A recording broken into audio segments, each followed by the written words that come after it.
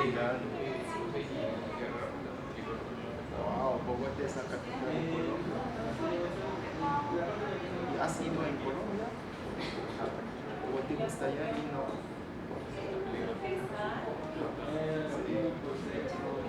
No.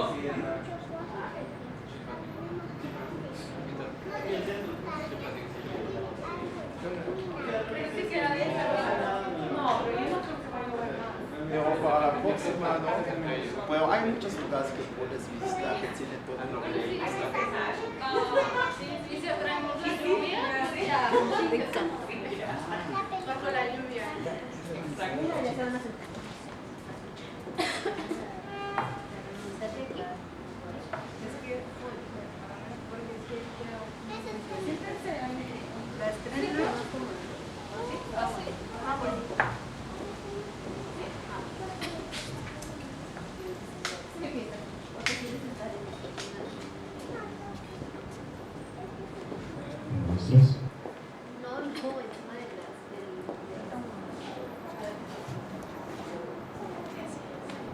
ya se tiene. ¿Sí? Y ya se tiene más. Bueno, hasta que Exacto. Pues sí, hasta que ve. Pero falta un micrófono. Aquí, con eso no los vamos a hacer. ¿Sí? Sí. ¿No hay un tercero? Aquí, con este. O bueno, sí, pero con cable. No, está bien. Con estos ya no los vamos a pasar.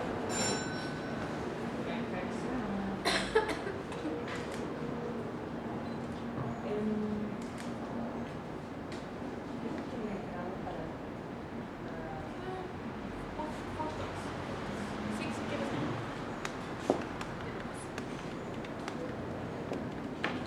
Hola, bienvenida.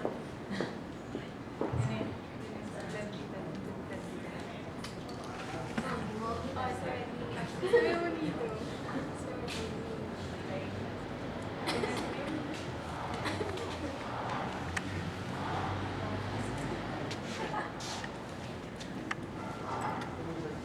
Es que el nido ahora sí. Sí, parece que sí. Ya. Dile chao. No. Para que si vas a ver. Pues si quieres. Hola. Bueno, hola a todos. Muchas gracias por venir a esta plática. Es la primera, espero de varias, en contexto de, del libro de Verónica y también esto como que empieza la programación de nuestra librería que acabamos de abrir en agosto, donde queremos fomentar estos diálogos con diferentes personas en México que están haciendo cosas increíbles, como las chicas de Afro chingonas también. Así que primero muchas gracias a todas por estar acá y por crear este espacio que creo que es muy útil. Entonces, con eso, bienvenidas. Y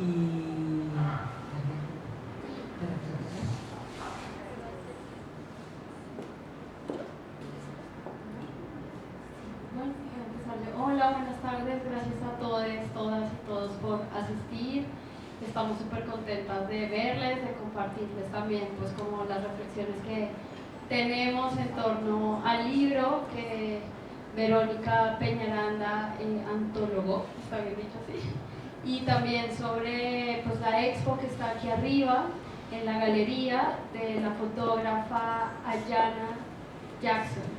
Que pues les recomiendo que la vean si no han tenido oportunidad de ver sus fotografías y su trabajo. Y nada, pues estamos tratando de establecer un diálogo entre ambas cosas. Pues al comienzo Pau nos invitó pues a generar una conversación en torno a la expo, pero luego también apareció Vero y nos dijo como, oigan, quiero movilizar mi libro aquí en México, y pues decidimos establecer sí como puentes, ¿no?, entre ambas cosas que me parece no tienen nada que ver con nosotros, pero sí, ¿no? Y la idea es como contarles algunas reflexiones que tenemos en torno a ambas expresiones. Pero bueno, antes de comenzar, nos gustaría que Vero nos contara un poco el contexto en el cual este libro se da, esta antología de cuentos afrocolombianos, que es una maravilla, tiene muchísimo material ahí adentro, pero bueno, antes de que yo dé mis apreciaciones, Vero, ¿por qué no nos cuentas un poco como el contexto en el cual surge esta publicación y por qué también crees tú que es pertinente que México conozca esta publicación? Gracias a las compas de Afrochingonas que nos acompañan, a la Galería de Arte de María Blanca también por la invitación. Bueno, sí, el libro está por aquí. Este lo voy a adoptar como mío, para irlo pasando, y si quieren contexto pueden ir viendo mientras. Así no les hablo como de algo así. Pero necesitaríamos otro para el evento. Bueno, perfecto. Esta de las llamas. Bien. Pues esta antología empezó en 2021 con la idea que tuvimos con la editorial Lugar Común Editorial, que es una editorial pequeña colombo-canadiense. Luis Molina, que es el editor, tenía la idea de que pensáramos una antología, pensáramos narrativa, porque en Colombia hay muchas más antologías de poesía pensando en esta división étnico-racial. Entonces hay poesía de autores afro, de autoras afro también, hay una biblioteca de autores afrocolombianos que sacó el Ministerio en el año 2010, y hay varias como acciones afirmativas desde la literatura que se están pensando. Pero en cuento como tal, en ese momento cuando nos reunimos no se había pensado en antología. A Luis también le interesaba que gestionar toda la antología, todo lo que pensáramos fuera como desde una mirada afrocentrada, en el sentido que no quería caer como en los clichés o en las etiquetas que aparecen a veces cuando se trata de esas temáticas étnico-raciales. Entonces nos llamó a Uriel Cassiani y a mí, somos 3 antologadores. Uriel Cassiani, Jair André Cuenú y yo.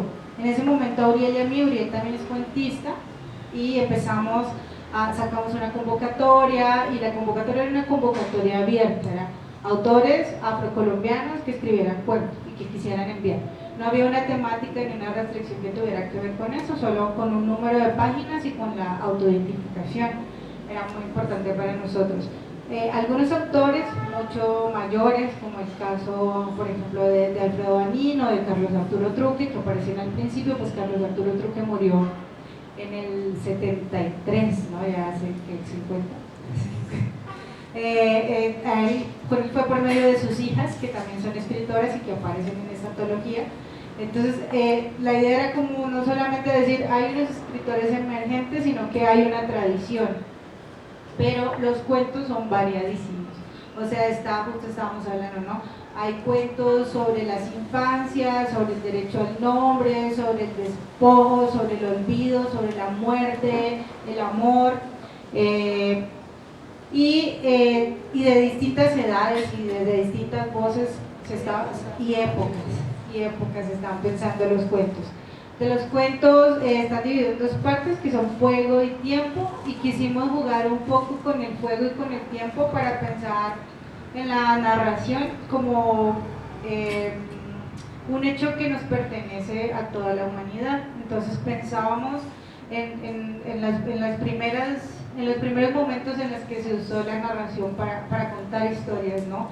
Alrededor de fogatas, que creemos que es el origen cuando inicia la narrativa, aunque se piensa que la poesía es anterior, ¿no? Por la cuestión de la épica, pero en ese momento se empiezan a contar historias alrededor del fuego, y al empezar a contar historias alrededor del fuego, pues tienes que pensar en el tiempo, ¿no? Ayer, mañana, hace unos días, hace muchos años, y esa invención del tiempo, es pensamos, a partir de ese fuego es que nace el tiempo, y dividimos el cuentario en 2. Los de fuego, que son ya personas mucho más mayores, algunos pues les decía Carlos Arturo Truque, que además también investigaba literatura, pues muere en el 73, y hay también un homenaje póstumo al maestro Walter Ararat, que es del Valle del Cauca, Cali, que tiene 2 cuentos también preciosos que se pueden leer también con la infancia de una forma que conecta mucho, ¿no? Entonces creemos que la potencialidad de esto pues tiene que ver, claro, con una enunciación en la voz política, es decir, estamos aquí, hay una tradición de autores afrocolombianos que está diciendo cosas y también hay unos autores emergentes, pero que somos heterogéneos, que la afrocolombianidad en este caso no es o sea, no tiene solo una forma o no habitamos solo en un lugar, ¿no? Tenemos una relación con lo afrourbano, con lo rural. Incluso uno de los cuentos que se llama Raíces de María Ignacia Schulz, que es colombo-alemana, es un cuento sobre toda esta experiencia de la migración con un cuerpo negro en Alemania de los, que serán 90s, 80s, 90s, que es el cuento de Raíces.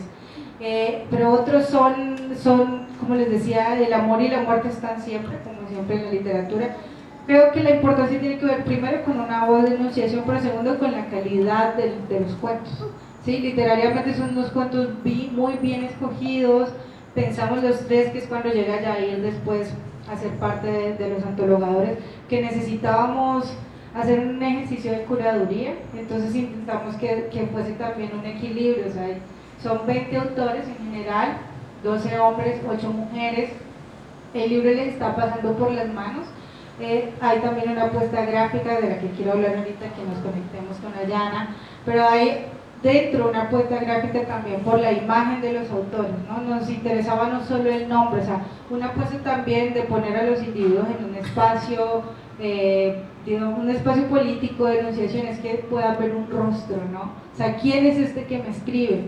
Y varias de las semblanzas de los autores, pues, o sea, son semblanzas muy personales, ¿no?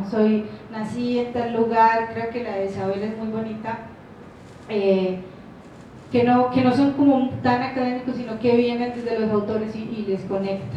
La idea de las imágenes nos parecía que daba como un punto para decir, es esta persona que me está hablando y es esta persona que me está escribiendo literatura, y nos parecía que era muy fuerte la apuesta con la imagen. Hasta ahí lo quiero dejar, y bueno, si van surgiendo preguntas, pues vamos conversando.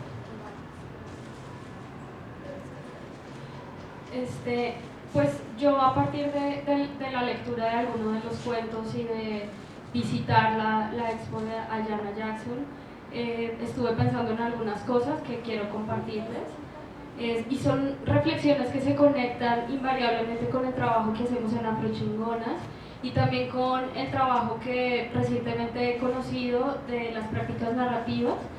Yo tengo la fortuna de ser coordinadora de la maestría en prácticas narrativas y de la línea de antirracismo.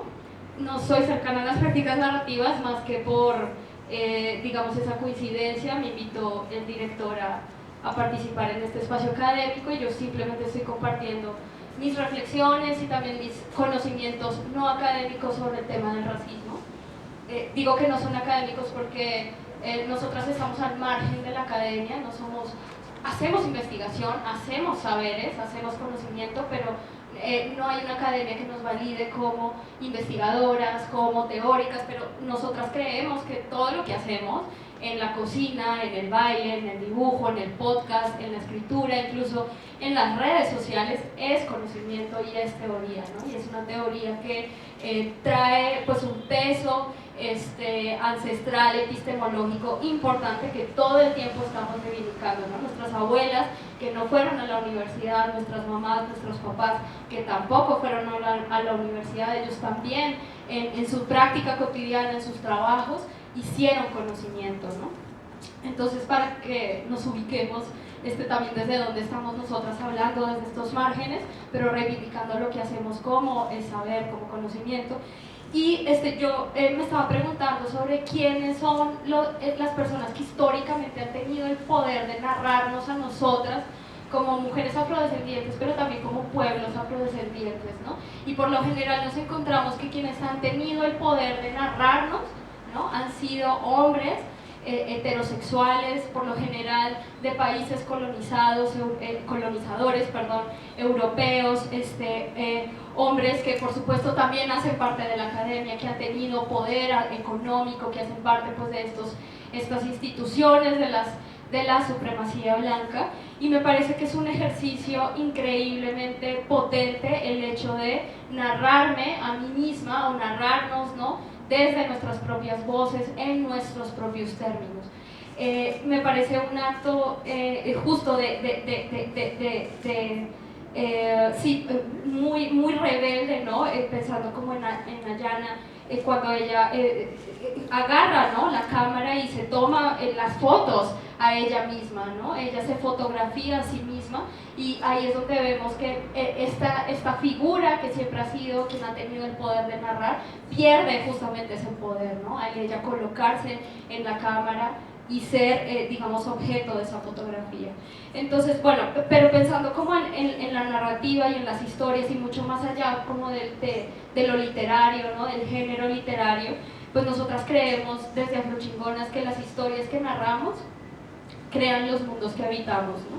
Y que esas historias que creamos tienen el poder de construir también el mundo que queremos habitar. No solamente es un ejercicio de representación, de dignidad, en donde, claro, tratamos de romper con esos estereotipos que ha construido esta supremacía blanca, racista, explotadora, capitalista, patriarcal, etcétera, etcétera, etcétera, sino también es un ejercicio imaginativo, es un ejercicio de poder construir el mundo que queremos habitar. Y lo estamos construyendo ya, ¿no? O sea, no es que exista en el futuro, ya está aquí, ¿no? No es hegemonía, desafortunadamente. No sé si queramos que sea hegemonía, ¿no? Pero ya esos mundos que son posibles, donde las relaciones sociales se están transformando, ya están aquí, porque existen estos cuentos, porque existen esas fotografías, ¿no? Entonces, a ver, esperen y reviso mis notas. Otra cosa que me parece importante y que nosotras también hablamos desde la práctica narrativa es el sostén de estas historias. Como les decía, nosotras creemos que perdón, tengo un poco de tos, que las historias no solamente se cuentan a través de las palabras, sino también a través de todo lo que hacemos, de la jardinería, de la música, del movimiento, del cuerpo, y en ese sentido pues valoramos también todas las expresiones que las personas afrodescendientes, negras, racializadas, de pueblos colonizados, oprimidos pueden hacer, ¿no? Entonces también, sí, en ese sentido valoramos también mucho el trabajo de Ayana, ¿no?, con las imágenes, porque ahí también hay un montón de historia y de narrativa. Creo que tengo más cosas que decir, pero no quiero acaparar el micrófono. ¿Ya? Sí, pues un poco también en el mismo sentido en el que ya les venía comentando Valeria. A mí me hizo mucho reflexionar en la importancia de narrarnos, ¿no? Y digo, ahorita traigo también muy en boga esta palabra de narrarnos. Y a mí algo que me conectó demasiado con el libro y con la exposición fue esta imagen que describe la forma en la que está organizada el libro, ¿no? Como el fuego y el tiempo, estas historias que se narran en... Ay, creo que ya no se escucha.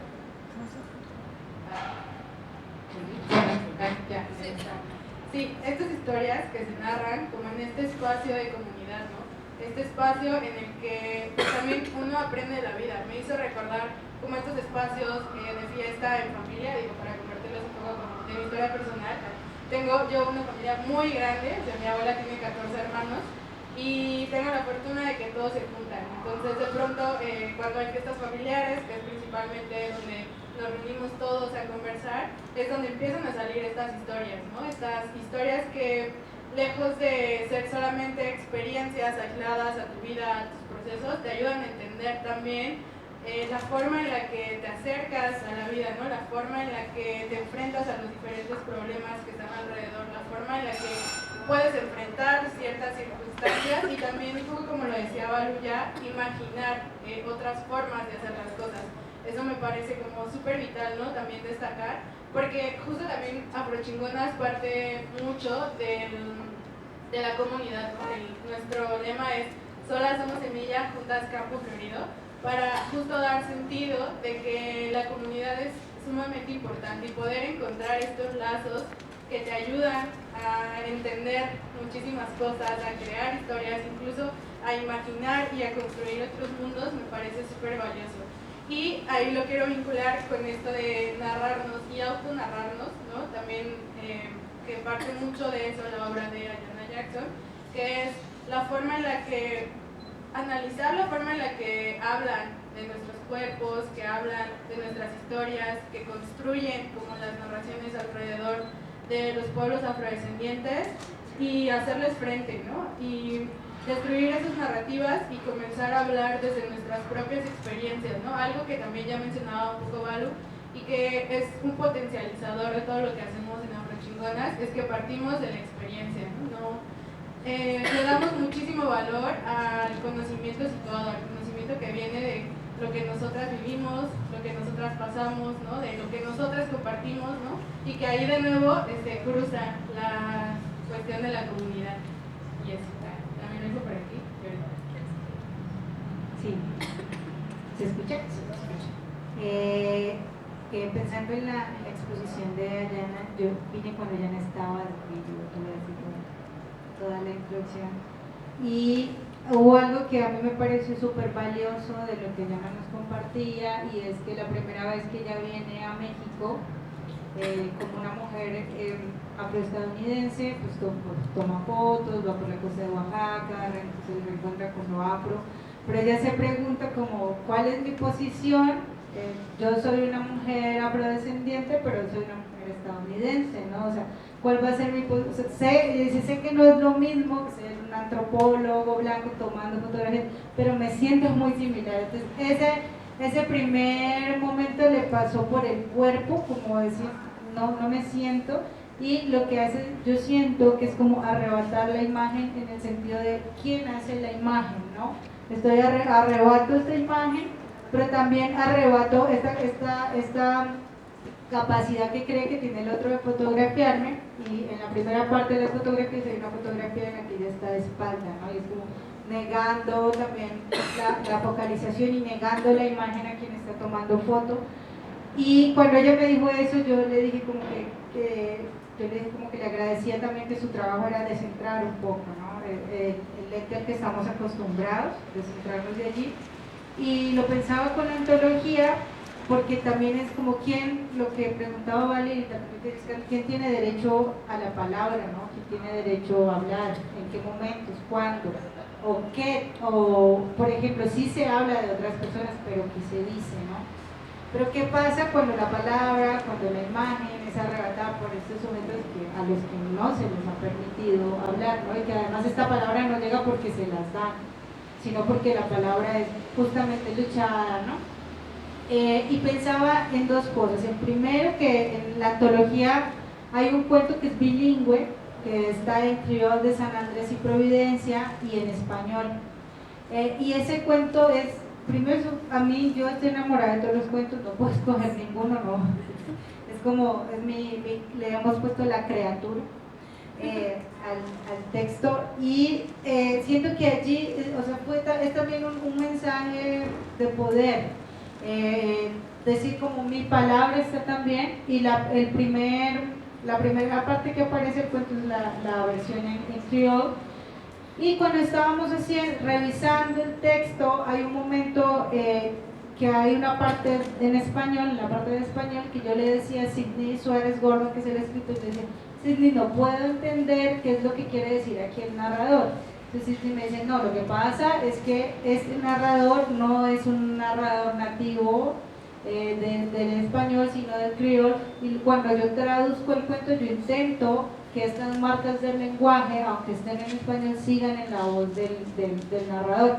Y eso me pareció súper poderoso, porque el criol pues fue negado por mucho tiempo, ¿no? A través de la escolarización, del blanqueamiento, y el hecho de que nos llegue esta posibilidad de imaginar el mundo desde este otro idioma, pues es bien dinamizador. Otro de los cuentos, para cerrar este comentario sobre la palabra, en Colombia las comunidades afro tienen dos lenguas, que es el criol de San Andrés y Providencia, y la lengua palenquera, que es lengua ripalenque. Hay un autor palenquero, de hecho es Uriel, el otro antologador, pero Uriel no solamente habla de algunas cosas, salió muy pequeño, ha perdido también la lengua, y en ese cuento solo el título tiene el cuento en lengua palenquera. Y también nos pareció importante como pensar las formas en las que resisten las comunidades. Sí, está el título, pero hay algo, o sea, podemos decir que hay dos lenguas, ¿no? No está más en el cuento, pero también, pues, como se han ido opacando esas voces, ¿no? Silenciando a través de la externalización, pues, impuesta, ¿no? De la homogeneidad, pues, nacional, como tal.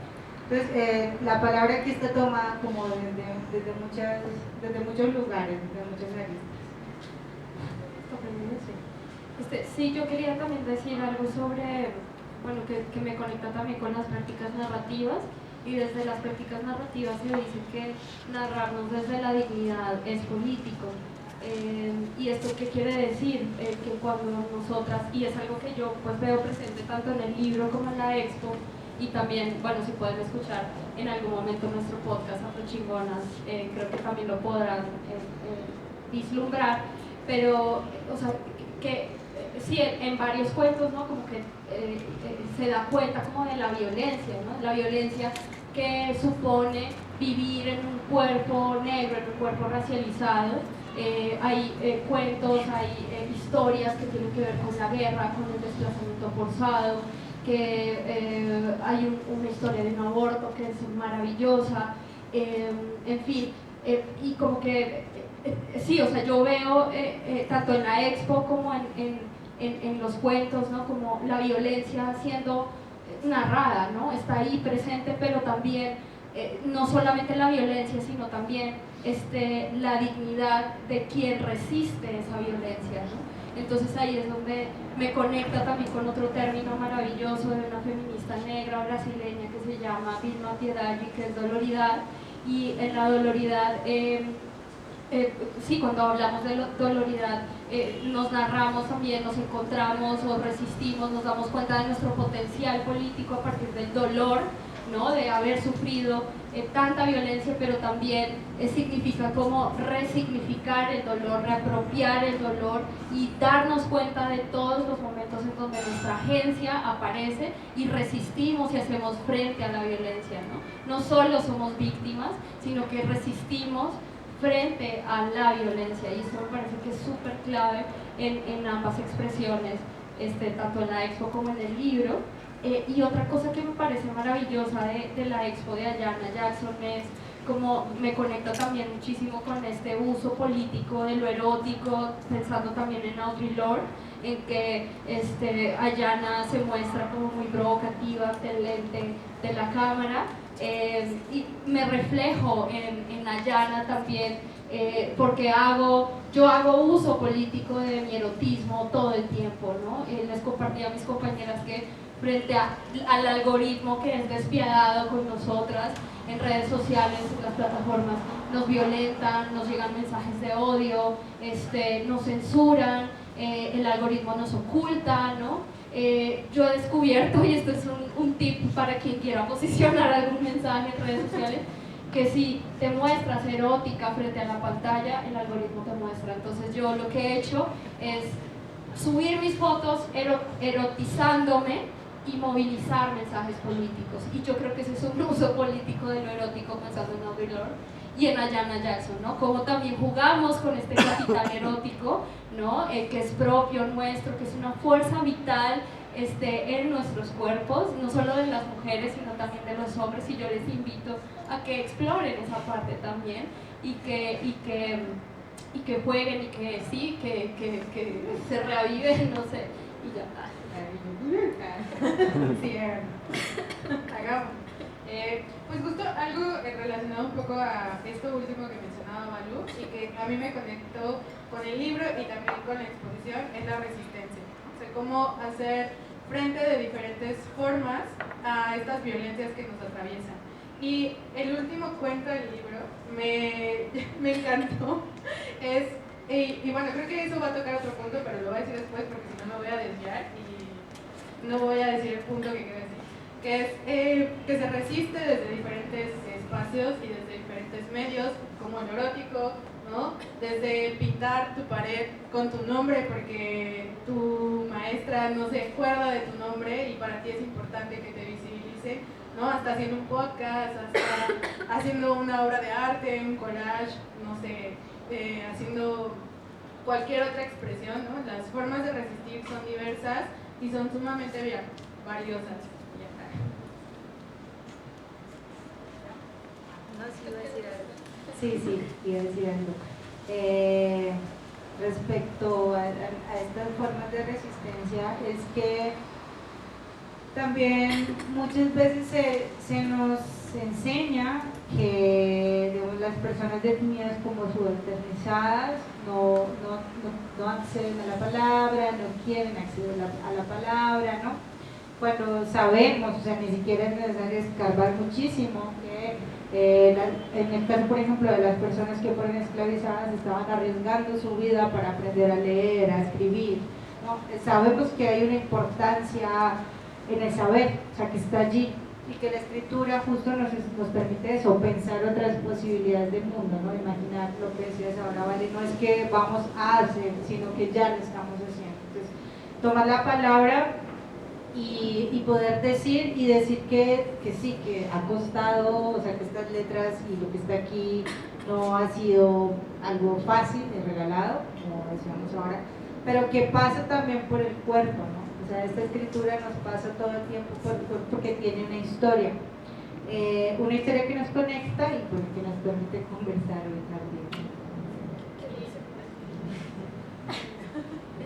No, estoy pensando como en esta serie de fotografías a raíz de esto que dijiste, en las fotografías que están especialmente en esta sala.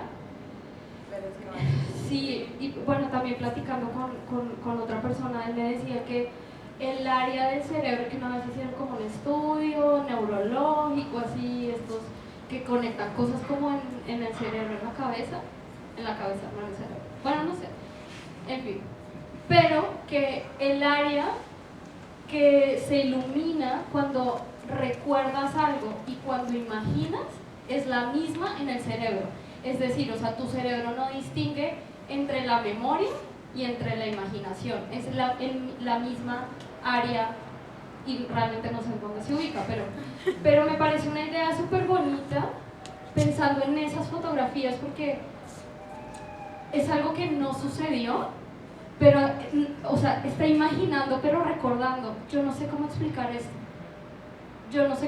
esto, y lo pienso también en mi propia historia, ¿no? Por ahí tengo algo escrito que algún día lo leerán, pero tiene que ver con que siento que las personas negras que tenemos también como una ruptura con nuestro pasado, porque realmente no sabemos de dónde venimos. O sea, yo no sé de dónde vienen mis ancestros, mi apellido es Angola y se supone, hay una suposición de que vienen los ancestros de Angola, pero no es cierto, era el puerto de Angola, ¿no? Y así corresponde, hay investigaciones de historiadores, corresponden los apellidos en Colombia especialmente de, si usted es el apellido Mina, embarcó en el puerto de Mina, si usted es del puerto de no sé dónde, embarcó en no sé dónde, ajá, de apellido tal, embarcó en tal puerto. Entonces se supone que el Angola embarcó, los de Angola embarcaron en el puerto de Angola, pero no necesariamente son de Angola, en fin. Pero entonces nosotros estamos todo el tiempo haciendo este ejercicio de recordar, imaginando, porque no tenemos certezas históricas, ¿no? De dónde es que carajos nos trajeron, de dónde eran nuestros ancestros, cuáles eran sus nombres reales, cuáles eran sus apellidos, cuáles eran sus religiones. Tenemos más o menos una idea, pero lo que quiero plantear en este espacio es como nosotros creamos recordando, imaginando. No, parece que no tiene sentido, pero lo que creamos, lo creamos imaginando cómo era y recordando, o sea, pero para el futuro, para adelante, para aquí, para el presente. O sea, me parece una cosa como loquísima que pasa en el tiempo, como pasado, presente, futuro, y un poco es a mí eso me provoca esa sala, como ¿qué pasó atrás? No tenemos cosas, información histórica, fuentes verificadas que la historia, sí, que la academia de la historia dice, verdadero, pasó esto. No tenemos esa certeza. Entonces, ¿qué nos queda? Imaginar, recordando para reconstruir esa historia que el racismo cercenó, ¿no? Y me encanta esa serie de fotografías porque es súper provocadora, ¿no? Pensar en que en tiempos de la revolución que era, ¿no?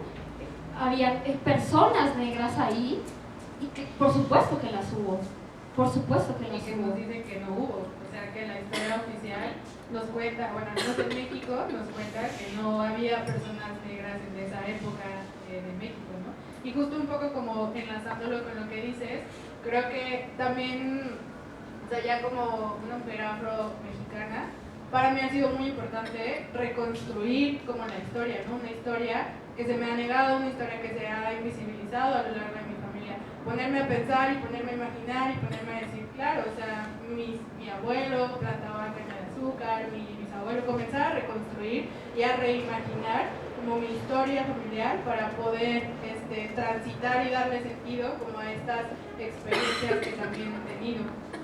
Y otra cosa que quería mencionar, que les dije que no lo iba a mencionar porque me iba a desviar y al final se me olvidó, era relacionado a que con este último cuento del libro me hace recordar también lo valioso que son las experiencias de las infancias y de personas de otras edades que muy pocas veces se les da valor, ¿no? Es decir, muy pocas veces se reconoce o se valida que también las historias que nos cuentan los abuelos, los niños, los pequeños, tienen valor y tienen conocimiento y son también una forma de resistencia, ¿no? O sea, porque, ay, no sé, para mí el último cuento de verdad me impactó demasiado. Se llama Mi nombre es Adelina, de Ana Yuri Mosquera. Es que es hermoso, lean. Ah, sí, tengo oportunidad. Gracias, Scarlett, gracias, Malu.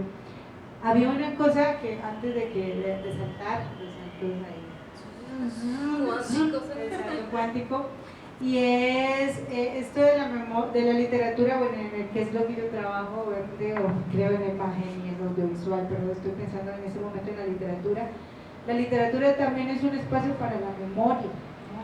La memoria negada necesita recontarse y estas memorias también, o sea, no solamente desde los afrodescendientes, sino desde otras comunidades que han sufrido diásporas inmensas, la literatura ha sido un espacio para recrear, quizá como nos hubiera imaginado, que nos hubiera gustado que fuese, ¿no?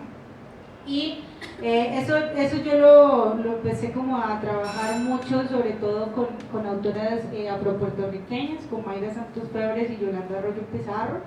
Ellas hablan de las ancestras, entonces en el caso de Yolanda tiene una trilogía de cuentos que se llama Las Negras, y allí lo que ella hace es o sea, son 3 historias, 3 cuentos largos, y lo que ella hace es como imaginar qué habría podido pasar con las mujeres que llegan en este momento. Entonces la una es de una partera, la otra es de una mujer que llega y no habla la lengua, y el cuento nos remite a toda la confusión. Imagínense llegar a un lugar y no entender nada de lo que te están diciendo, ¿no? Entonces produce como ese doble lugar del lenguaje. Y justo pensábamos en eso y pensábamos en como estas identidades humanas que también se reconfiguran, ¿no? Que son, porque sabemos lo que decía Vale, somos un pasado, ¿sabes? Aunque no tengamos una certeza, sabemos que venimos de un lugar, pero nos interesa también hacia dónde vamos, ¿no? ¿Qué hemos hecho, hacia dónde hemos ido? Y la segunda parte del cuentario justo tiene una cita de Mayra Santos Febres que les quiero compartir en la parte de tiempo, y dice: que los otros soy yo, tanto y en cuanto las identidades humanas se imbrican y se reconfiguran en contradicción y continuo. La literatura narra estas implicaciones cada vez más impuras, más descentradas y frágiles. Esa es la cita con la que empieza la segunda parte del comentario. Eso quería, antes de continuar. Pues ahora sí que abrimos el micrófono a comentarios, a conversar, preguntas. El cuento, mientras piensan las preguntas, sí, para que, pues sí, uno se toma su tiempo pensando las preguntas, ¿no? El cuento de Ana Yuri Mosquera, hay 2 cuentos, ¿no? Mi nombre es Adelina y el otro es Mata de Pelo, y sí, las 2 están centradas desde infancia. Entonces, en las 2 las narradoras, bueno, en la otra es una narradora extradiegética, eso está por fuera de la historia, pero sí da focalizaciones en la niña. Y les quiero leer un pedacito para que se antojen. Se llama Mata de Pelo, Ana Yuri Mosquera, nació en Bogotá, fue criada en Cali de muy temprana edad, egresada de la Escuela de Teatro del Instituto Departamental de Bellas Artes, es licenciada en Literatura también de la Universidad del Valle, es maestra, actriz, narradora y dramaturga. Ahí les doy un pedacito de Ana Yuli porque justo no me gusta solamente mencionar los nombres de los autores, sino ponerlos en un lugar. Entonces este cuento se llama Mata de pelo. Les voy a regalar el primer párrafo para que se dé más bien. La niña nació con una mata de pelo y la más feliz de la familia fue su abuela, quien llevaba años soñando con tener una nieta para llenarle la cabeza de trencitas que adornaría con chaquiras, cintas y moñitos de colores. Le haré hermosos peinados, me contaron que ella dijo cuando la tuvo en sus brazos. Lo que ella aún no sabía era que la mata de pelo nació huyéndole a las chaquiras, a los moñitos, a las cintas de colores y por supuesto a las peinetas, a los cepillos, a los trinchos. Mejor dicho, a todo aquello que quisiera ponerle en su sitio. Sí, es muy divertido, ese cuento es muy divertido. Pero bueno, les escuchamos. Solo un comentario. Sí, claro. Pero después la grabación para escuchar. Que justo cuando hablabas de lo de la memoria, creando estas memorias que no existen, un poco como o sea, quitarla el tiempo lineal, un poco como reinterpretar el pasado y todo eso, me encantó, pero más allá de eso también Ayana, en la charla que tuvo la semana pasada, justo habla de ese mismo concepto sobre esa serie de ahí arriba. Dice como, yo estoy invitando a la gente que ve esta obra a hacer nuevas memorias, ¿no? O sea, como de interpretar la historia de otra manera, de otro punto de vista, o sea, entonces eso está muy lindo como se crean estas más narrativas que como que un poco como que de challenge, ¿cómo se dice? Como que desafían ese tiempo lineal y como que ya, eso es lo que está escrito y no se vuelve a reinterpretar, ¿no? Así que no, eso me quedo con eso muy lindo.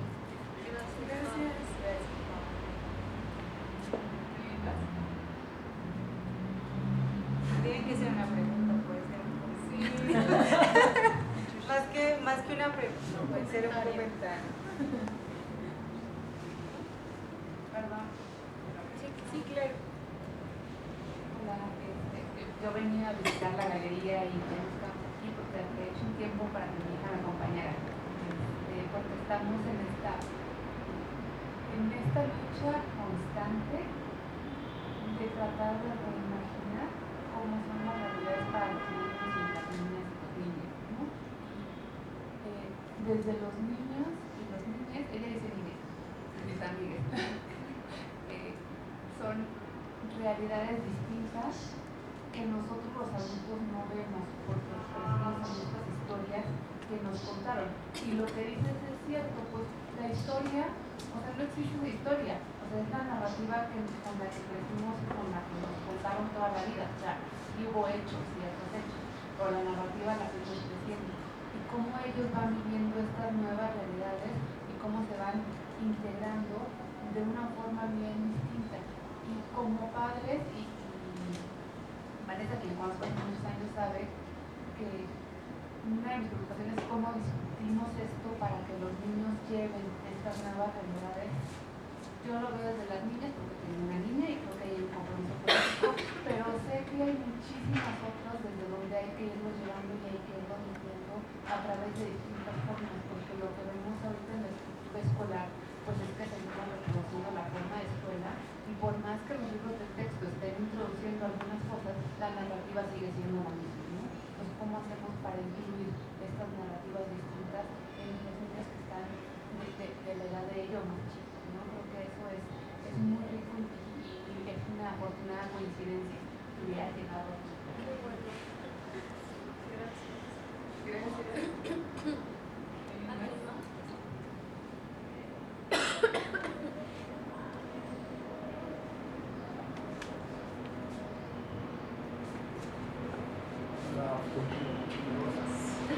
Sí, me encantó mucho la bolsa allá por la mesa, de la publicación de su estado, y soy africano, yo vengo de Camerún y aquí en México ejerzo como investigador en ciencias económicas. Entonces, sí, me gusta mucho este tema de todo el racismo, todo lo que es toda la migración, todo afrodescendiente, todo así. Y bueno, creo que la historia se cuenta de dos partes, ¿no? Los que vivieron en África y viendo cómo sus ancestros se van, y los que salieron y están fuera, y cómo vivieron, como son hijos de la casa. Entonces, algo muy importante es la historia, bueno, para tener dominación en un pueblo, creo que hay que dominar el conocimiento, ¿no? Y una parte de lo que son las lenguas es muy importante, porque ustedes están como creando la historia de otra manera. Ahora pues, hablaba un poco de la literatura, y lo que yo sabemos de la literatura, un poco hay una situación, por ejemplo, en fase que se puede crear a partir de nada. Es exilio a partir de nada, no podemos crear a partir de nada. Entonces, cuando ves allá, es decir, cuando queremos crear, nos basamos en las escrituras que ya han hecho. Pero cuando ves la escritura casi que ya han hecho, eso es apuntar el otro lado, ¿no? Por ejemplo, algunos de ustedes estaban hablando como la historia es apuntar de dos lados. La persona dominada, la persona, la víctima y curioso, ¿no? A contar entonces la parte que creo que se están haciendo es una parte muy importante porque intentan crear la historia desde parte de la víctima, ¿no? Y es algo muy importante porque creo que toda esa gente que no pudieron expresarse y tenía mucho que decir el lenguaje, por ejemplo, el libro de educación les permitió como escribir las cosas, ¿no? Entonces para mí es como muy bueno, también me abren mucho los ojos, ¿no? De ver cómo se puede desarrollar más cosas. Entonces, mi comentario más sería como darles como ánimo y que siguen adelante. Y en algún momento si tenemos que compartir algo, con todo gusto lo puedo compartir con ustedes. Muchas gracias.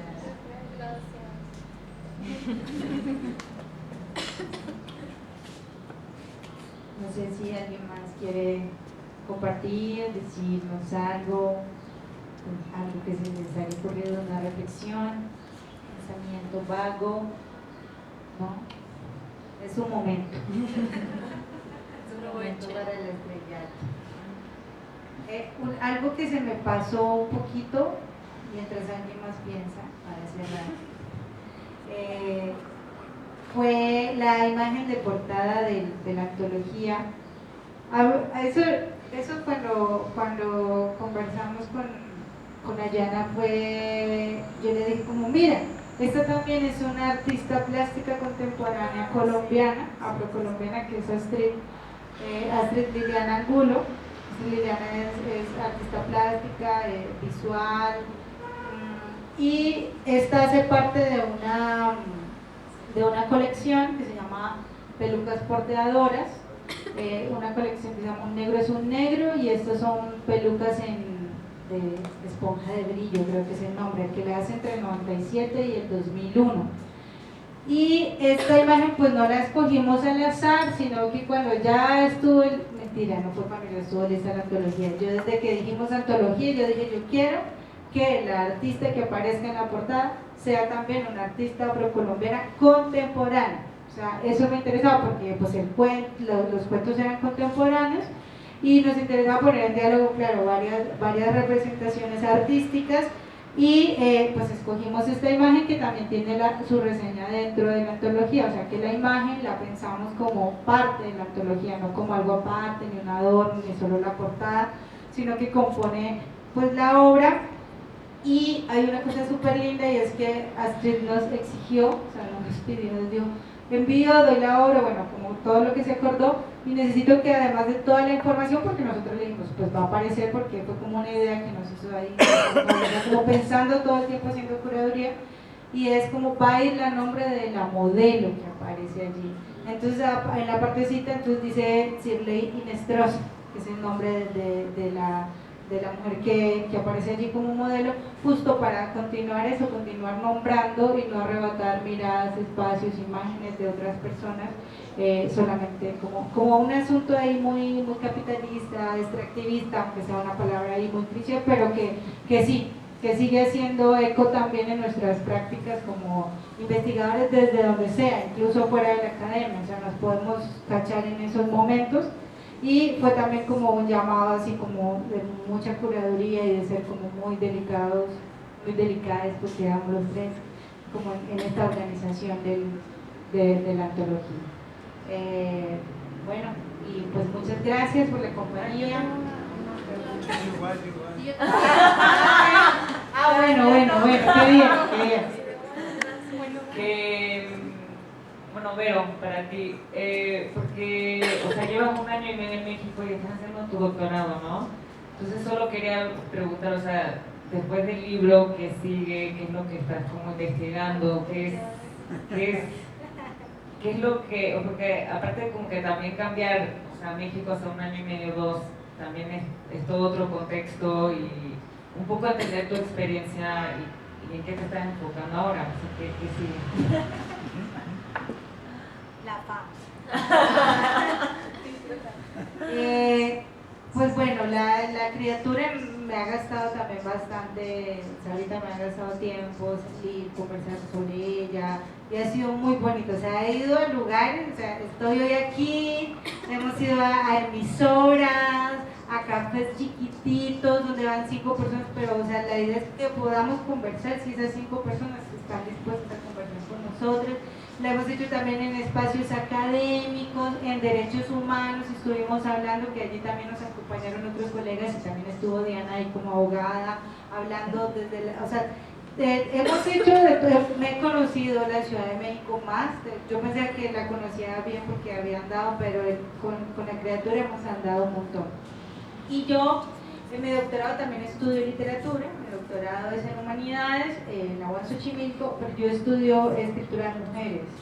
Estoy de mujeres contemporáneas, soy una mujer de Guinea Ecuatorial, que es el único país de África en el que se habla español, y de ver esa conexión, una novela que se llama La Bastarda de 2016. Estudió otra autora colombiana, que es Raizal, se llama Keisha Howard Livingston, que también nos acompañó a hacer la revisión del texto en criol, pues no hablamos criol. Esta novela está escrita en inglés y en criol de San Andrés, que son las 2 lenguas que están allí. Trabajo a Reta Indiana, en la República Dominicana, con una novela que se llama La Mucama Domiculé, y trabajo de aquí de México a una escritora que se llama Criseida Santos Guevara. Su novela se llama Ryan Reason, es una novela de 2008, es la novela más vieja de mi corpus, es un corpus bien contemporáneo, ¿no? Trabajo pues desde la mirada de escritura de mujeres, diversidad sexogenérica, ¿no? 3 de mis autoras militan en la diversidad sexual, son también defensoras de derechos humanos. En el caso de Criseida es de las primeras que defiende aquí las maternidades lésbicas, por ejemplo. Su novela está expuesta y también de una escritora así súper, siento como muy del cuerpo. Y en eso ando, como ahorita ando en eso, vamos a ver qué me lleva, porque tampoco quiero como cerrarme un camino y decir esto es lo que sigue. Quiero que también el libro se abra espacios y desde allí también moverme, ¿no? que intente ser algo orgánico. Entonces, ahora quiero que vayas, nos vamos caminando, la tesis, necesito hacer la tesis, necesitamos hacer la tesis. Y pues ya, pues también siento que el libro ha sido también una excusa para encontrarme con gente, ¿no? O sea, por ejemplo, con Afrochingonas, una de las escritoras, hace mucho fue mi estudiante, yo soy maestra también de licenciatura en Colombia, literatura, Isabela Sánchez fue mi estudiante, y pues para mí, bueno, cuando yo hice cuando recibimos los cuentos tenían sin nombre, ¿no? Pero cuando yo ya fui a ver los datos, yo dije, claro, yo fui mi estudiante, y ya era así como, no le puedo decir nada, ¿no? Porque no, o sea, sientes como esa tensión, y ya se había encontrado con las Afrochingonas Isabela.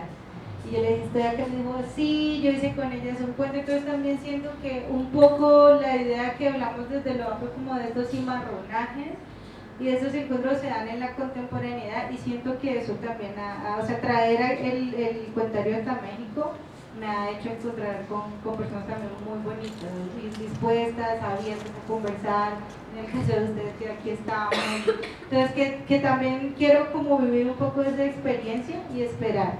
Claro, eso ya me empieza a surgir otras ideas, como si Valeria, ¿qué tal si pensamos en escritores desde aquí y empezamos, que también es sentarse a investigar, ¿no? Porque el cuentario tiene al principio también una introducción que hicimos nosotros, en el que decimos, hay una tradición, sabemos que existe, o sea, no nos la van a quitar, y existen estos, o sea, los mencionamos y somos como críticos frente a eso, incluso a pensar que existe como un rótulo de cuento afrocolombiano, o sea, lo usamos también por una estrategia editorial y porque si viviéramos en un mundo en el que no existiera el racismo, pues estas etiquetas no serían necesarias, ¿no? Entonces también como que jugamos un poco con eso, pero ahí ando en la tesis y bueno, y paseando con la criatura. No, lo mío es más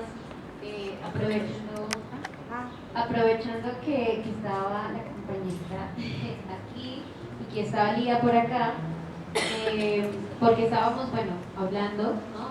Subimos con Lía a ver la galería y a mí me encanta la visión de las infancias porque son muy claras, ¿no? Siento yo. Y entonces le decía, ay, sí, yo me veo, ¿no? Como que, ay, son mujeres negras lindas como yo, y yo también quiero estar aquí, ¿no? Y como en esta construcción de referentes. Y tomame una foto, y cuando le dije que ibas a leer la parte del cuento, ya no lo leo completo. Porque me dices que ahí está muy aburrido ese cuento ya, porque pensó que seguías leyendo el cuento. Pero lo digo porque al principio Vale decía que también como qué quedaba o qué le servía o con qué podía como conversar el libro con las personas en México, ¿no? Con las personas, no solo personas afrodescendientes en México, sino bueno, México es como un país de puertas muy abiertas, por eso estamos hoy aquí, ¿no? Pero ¿qué de la antología puede conversar con la realidad de las personas, por ejemplo, afromexicanas que tú ya conoces, que ya conocemos, y cuáles son los referentes que también pueden surgir o pueden invitar o provocar a partir de la antología, tomando lo de Ayana para las personas de aquí?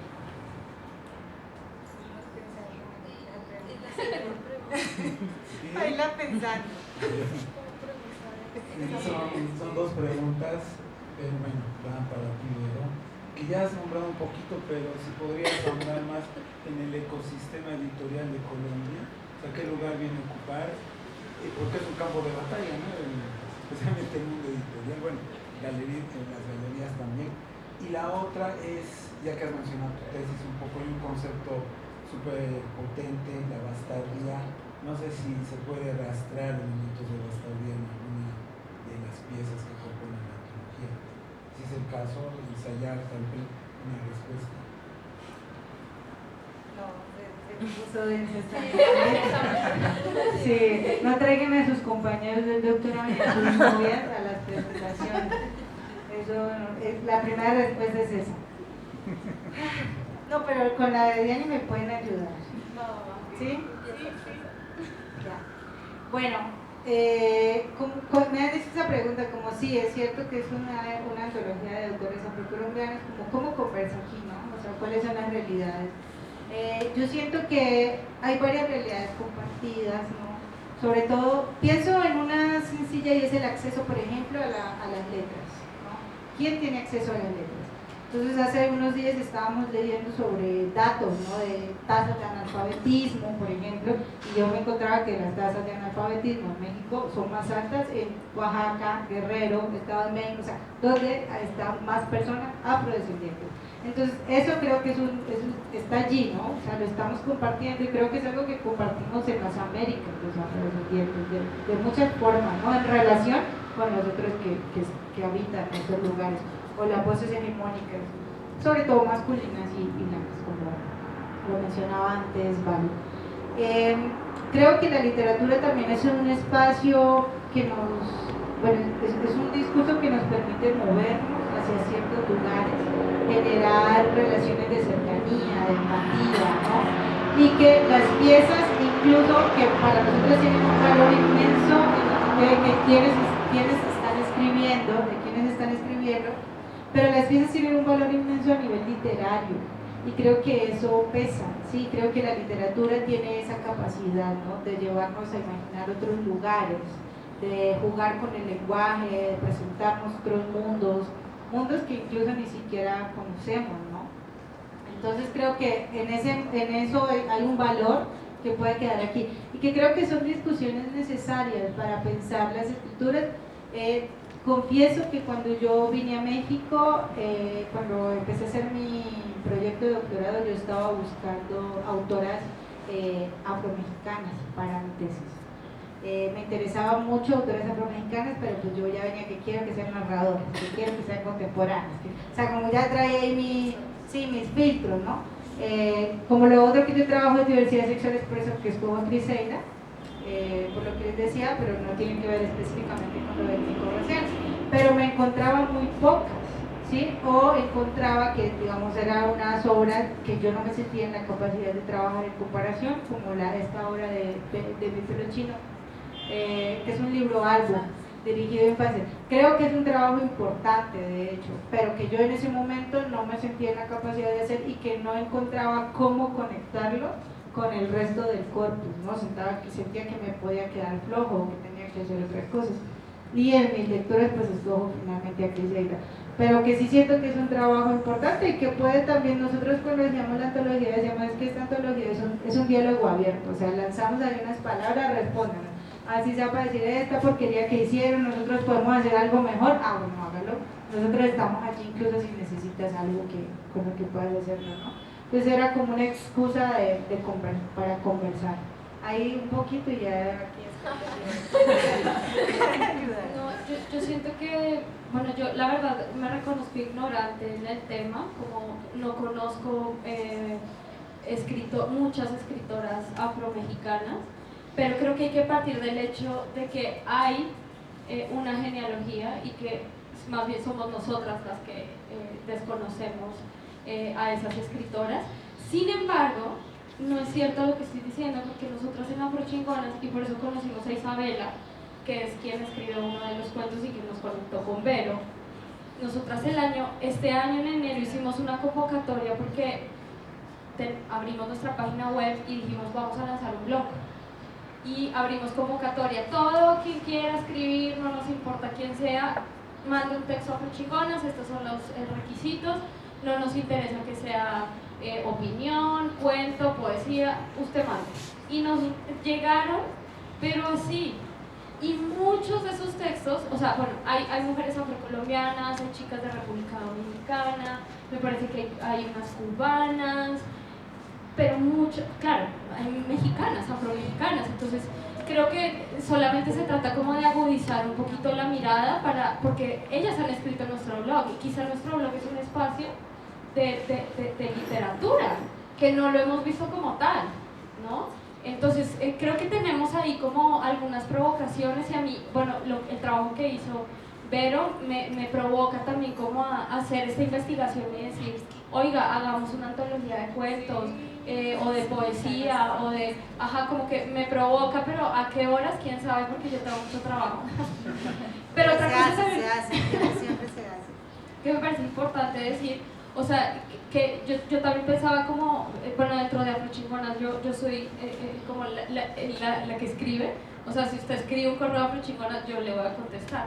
Y yo escribo mucho, pero yo no escribo como en términos literarios, entonces también como sí, o sea, como que me gustaría pensar, y bueno, ya ver esto igual lo discutimos con un mezcal más tarde, pero como que sí, como que todo el tiempo estamos escribiendo, pero a veces es una escritura de pronto tan mecánica que no la valoramos como tal, pero yo cada vez que respondo un correo electrónico dejo todo mi corazón ahí, ¿me entiendes? Lo escribo de la manera más agradable, poética que pueda, entonces no sé si eso pueda contar y ya me estoy saliendo a a otros rubros, a otras discusiones, pero sí me parece como importante también valorar ese ejercicio de escritura que hacemos a pesar de que no es el libro o el cuento, sino toda esa escritura que todo el tiempo estamos provocando. No, pues nada más, es que siento que también un puente como que nos conecta demasiado con varios cuentos que se puede pensar que de pronto son conexiones como medio difusas, porque claro, están escritas desde un espacio, desde un territorio, desde vivencias particulares, pero sin embargo te reflejas. O sea, yo cuando leí este cuento que les digo que fue el que más me marcó el último, era como, pareciera que yo lo estaba viviendo, que yo también quería pintar mi nombre, ¿no? en una pared, o sea, parecía que estaba relatando realmente una experiencia. Entonces, en ese sentido siento que hay muchas formas en las que se pueden conectar, nos podemos conectar como la banda de acá, a todas esas historias. Y pues eso también, o sea, apuntar que nos toca hacer un ejercicio como de revisión de autoras, creadoras, ¿no? literarias, aquí afromexicanas, pues sí, ojalá sí se vea algo chido, una antología. Digo, yo pues igual Valo es la de los textos, yo soy la de los audios, entonces no fácil. Pero justo era lo que iba a decir, que el cuento de Isabela, que está en nuestro blog, es sonorizado, se cree junto con ella la sonorización de este cuento, porque me encanta hacerlo, porque te ayuda a imaginar el espacio, ¿no? O sea, con los sonidos te ayuda demasiado a situarte en el espacio. El cuento se llama Yaya y a mí me encanta porque es como una historia como medio de suspenso que te llena demasiado, porque parte de perderte a ti mismo y es una experiencia como súper fuerte. Entonces me imagino que si hacemos una antología sea sonorizada. Me gusta.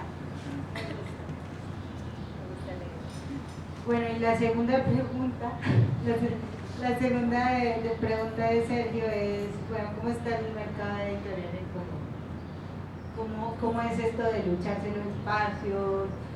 Bueno, en Colombia yo siento que hay un mercado editorial, pues no va y sí hay librerías llenas, ¿no? O sea, y hay librerías pues sellos editoriales que están haciendo difusión de las obras, ¿no? Pero, y hay premios de poesía joven, de cuento, más, siento que eso es como un lugar mucho más amplio para los autores emergentes, por ejemplo, que los propios sellos editoriales, como tal. Siento también que hay, para los autores emergentes están estos espacios, que son espacios como gubernamentales, ¿no? En los que hay concursos, y se da una cantidad de ejemplares, pero hay poca difusión. O sea, sí siento que la difusión es algo que tiene que ver también con unas estrategias de venta y que esto todavía son muy, muy flojos, sobre todo en estos concursos que son varios que se tienen desde fondos municipales, que siento que allí están hablando mucho las voces emergentes. Y es eso lo que sé, creo que Pedro sí, un especialista en editorial, en casa editoriales, a propósito de lo que me preguntas de ello, pero sí sigue siendo un mercado pues todavía muy peleado, ¿no? Que no van abriendo pues como oportunidad a los autores y hay compas que escriben poesía y me dicen pues que la poesía es aún peor que la narrativa, ¿no? Que para la narrativa si queda el planeta ahí, se avienta, que venga, le sacamos una novela, pero ya para la poesía hay como poco espacio, ¿no?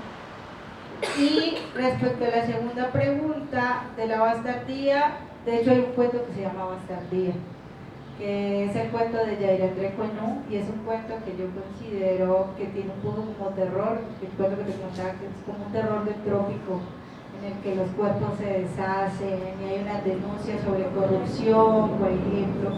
De hecho, los compañeros cuando hablábamos en Comisión de Derechos Humanos decían estos asuntos de corrupción con las entidades gubernamentales más cercanas a los pueblos también conversan con las realidades de las comunidades afroamericanas, ¿no? Ese cuento tiene que ver con que las mujeres de este pueblo no tienen esposos, tiene que ver con violaciones. En el cuento no queda claro, pero es lo que uno puede pensar. Y tiene que ver también con muertes, ¿no? Debido a la violencia, pues sus compañeros han sido asesinados, ¿no? Y siento que el concepto de bastardía tiene un trabajo que tiene que ver, bueno, la bastardía es en un sentido muy amplio, no tiene una definición universal, pero tiene que ver con la ausencia del padre sobre todo, ¿no? Por negación, o con la ausencia del padre porque, bueno, no es reconocido el hijo, no le da su apellido. Y en las Américas coloniales tenía que ver con la unión de distintas razas, voy a usar la palabra porque es la palabra que se usaba en la colonia, ¿no?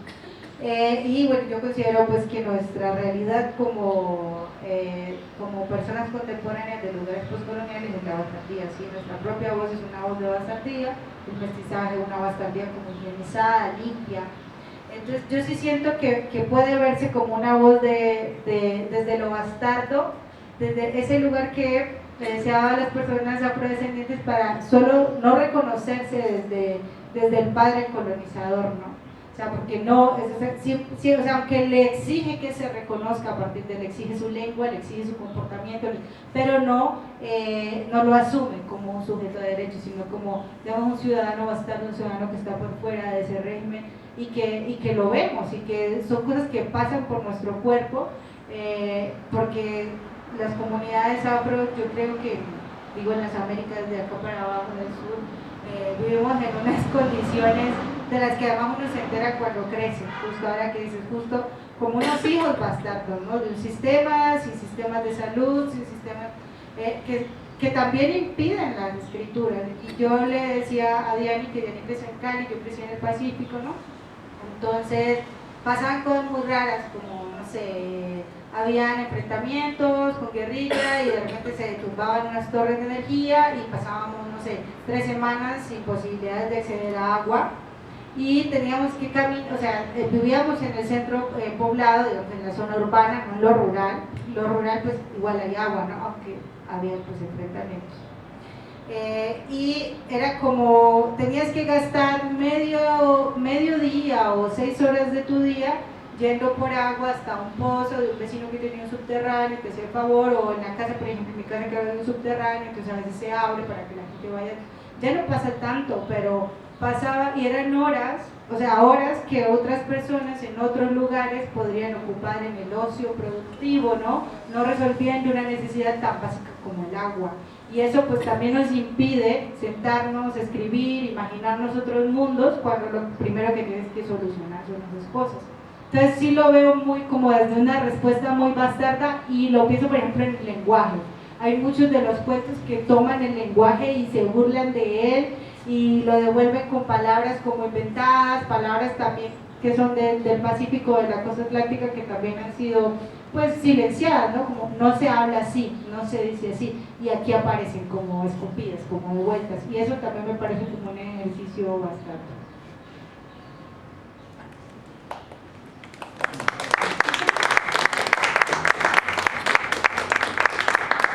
Muchas gracias por acompañarnos, por el espacio, por aguantar todo ese rato allí sentaditos.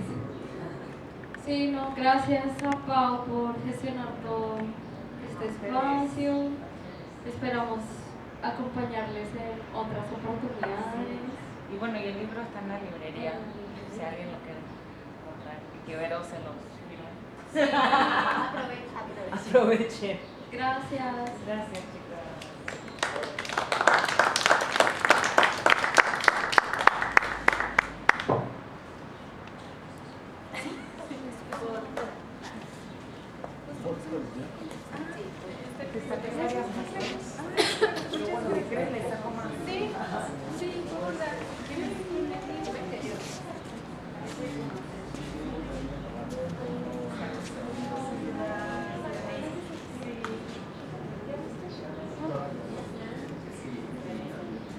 Estamos viendo acá.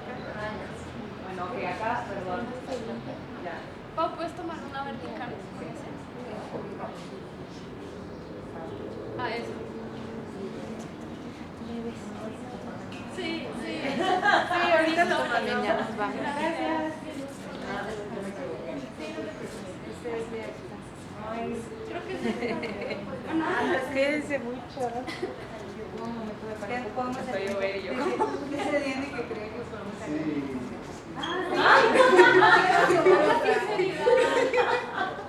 Amo tu sinceridad. Importante.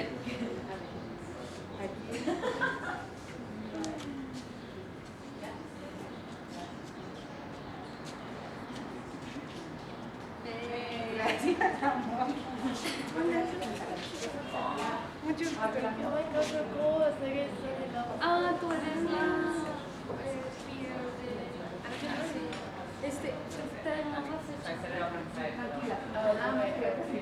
Ay, perdón.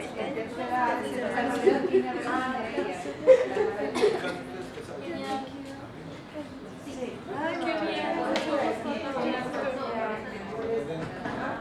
Sí. Sí. Yo sé ya no estuve en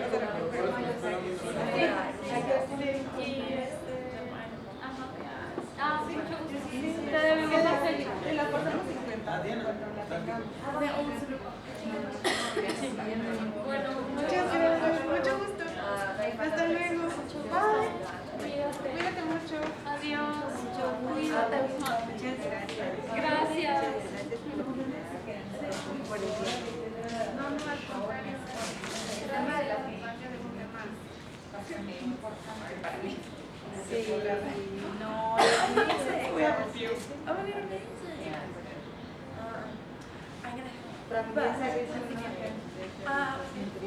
que además también lo he aprendido Yeah, I have great question. And then Sunday, I'm not sure if I'm going to watch this year one.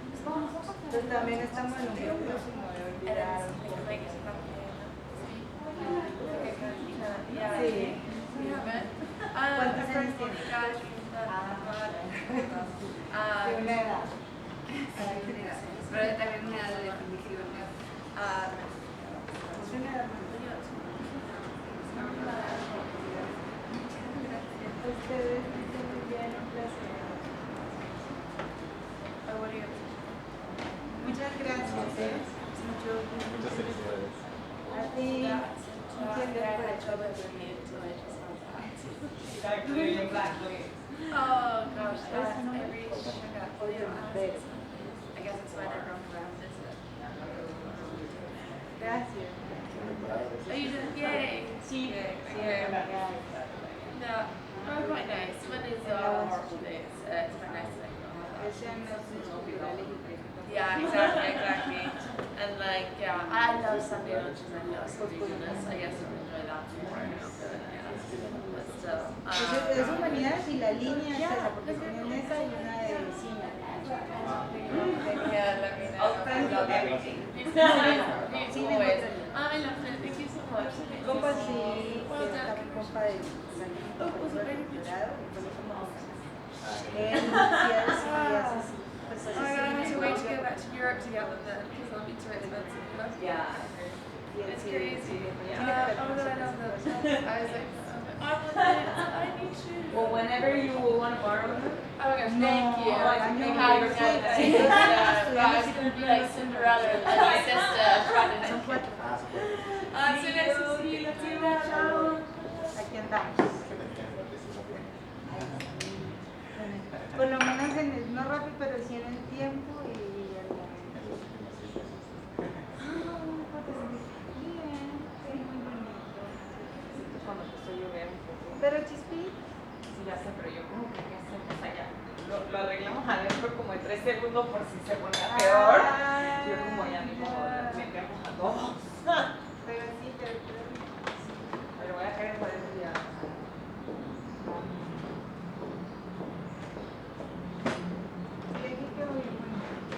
las chicas se fueron, no. Deben estar en Lo bueno es que sí no llovió, yo también pensé en los cafés. Por eso les dije, si nos movemos. Sí, antes de que llueva. También porque si empieza a llover tengo que quitar todo eso. Claro. Si eso no tiene carpita ni nada de eso. Afortunadamente no pasó.